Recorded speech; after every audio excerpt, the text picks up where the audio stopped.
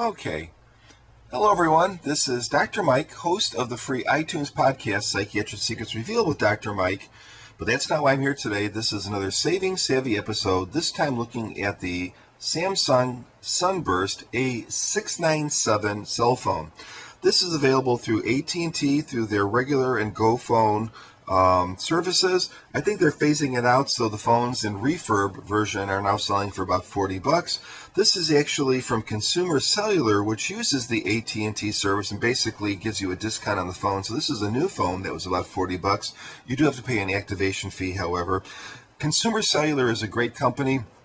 If you're looking for some reasonable plans, they have English-based or U.S.-based customer service, a very simple to understand website, and so you might want to check them out. I think they're really a nice service for a lot of people, especially if you're not a super heavy user, not real big on the data. The data cert plans are a little bit on the skimpy side, but for most people that's going to be sufficient. Anyways, back to this phone. It's a 2G phone, but it really works pretty well. It has a variety of different functions, so let's get rid of this. And we don't want that, so you can exit here. I'm going to show you some of the features on the phone. So you have a nice 3-inch display. This display is 240 by 400 pixels, plenty clear enough and bright enough for most purposes. Maybe not for super fine print. And these screens actually change, so you can customize a variety of different screens to your particular needs.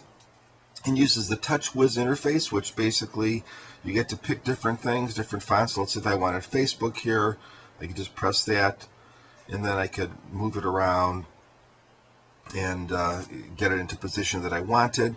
It has 3 hard keys, the call key, the hang up and power key, and a back key, and it has this little swish here for some reason, which is kind of nice.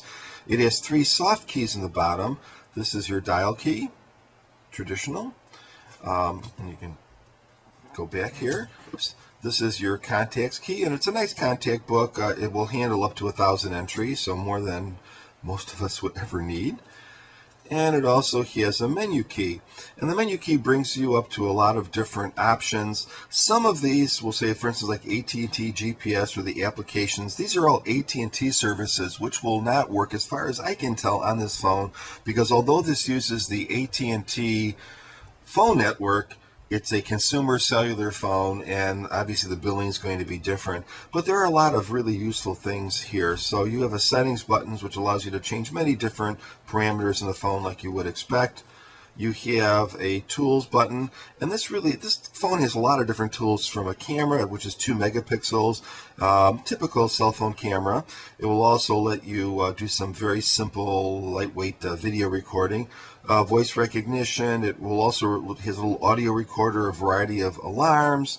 It has a calendar. The calendar function really is very, very nice, but unfortunately it does not sync with your computer, so it's just in the phone. But if that works for you, that's great. I use Google Calendar, and you can pull up Google Calendar on this phone with their web browser. And that works pretty well too. So you can do that and have it linked to your computer that way. Recent calls, Sketchpad, which is just like a little drawing program, memos, tasks, a calculator, and a variety of other calculators like tip calculators and converters, world clock, a timer, which is very nice, stopwatch, things that you actually really could use. So you have those functions there too. You also have some instant messaging, and there's some email clients built in here, but I couldn't get those to really work. They might be connected somehow to the AT&T system, but you can use the browser again to pull up your Hotmail or your Gmail or Yahoo Mail, and that does seem to work okay. So you have email accessibility, and some other tools too, some games. The games here again are all locked into AT&T system, with the exception of the tumbling dice, which is basically just that. So, and you can't get rid of these, unfortunately. You're kind of stuck with them, but you can load other games, because let's see if I can pull this up. This phone accepts Java, so you can go to a site like getjar.com, find the particular program that you're looking for, click download. It's going to tell you that you can download it to the computer, or it's going to give you a code allowing you to use the mobile browser, which is what I would recommend, which actually works quite well, to download directly to the phone. And so, for instance, I have Opera Mini on here, and I also have Wikipedia that I downloaded off of this getjar.com. There are literally hundreds of applications that you'd find useful. So a lot of different applications, things that you can do, and that Java feature is really, really very, very handy. Of course, there's games too.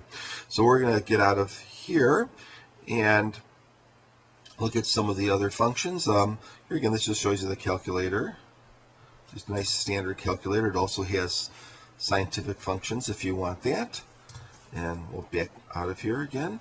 It also has a web type browser. I think this browser actually works pretty well. And let's see, it kind of goes to landscape. And what happens is, now this is running slower than usual. This actually loaded up pretty quickly all day yesterday. Now it doesn't want to do that, so it's just not cooperating for this video. But this is a 2G browser, and I'm just not gonna waste time doing that. But it does load up, and it does load up to the consumer cellular site. The reality is, for most people, this kind of a browser is going to work just fine, for the very simple reason that what are the things that most people want to look up? They want to check a movie time, they want to check the weather, the news, maybe a horoscope or a stock quote or a sports score. And these kind of browsers really work very well. And because they're using mobile type web pages, the loading is very quick, not like this particular demonstration, unfortunately. There's also links to things like eBay and Amazon and, of course, Facebook and things like that. So you can do all that sort of stuff, maybe not to the level of an Android phone or an iPhone, but certainly at a level that works quite well. Sound quality is very good. Text messaging is very good. And I don't know if I showed you the back. I can't remember. There's your 2-megapixel camera. Nice kind of slightly rubberized back, piano black finish on the front, stylish looking, 3 ounces weight. So it really has quite a bit of features, and I would say that this is a fine phone. So who would this phone be for? Well, it'd be for just about anyone. It has a lock, so you can unlock it to get there. It would be good just for about anyone who doesn't need a high-end phone like an Android phone. And what I would also suggest is, since it does have that proprietary port here for everything, including power, headphone, and data transfer, you might want to buy the accessories package off of Consumer Cellular if you go with them, which for very little money gives you a little case.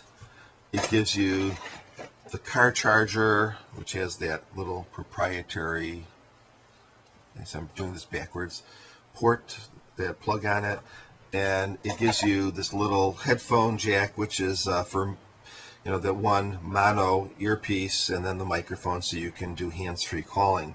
But again, this does have stereo Bluetooth, so you can use Bluetooth for your stereo headset or for your little earpiece, and that works very well. I actually use this to transfer pictures to my Macintosh computer. That was no problem doing that whatsoever. So it works very good even for file transfer.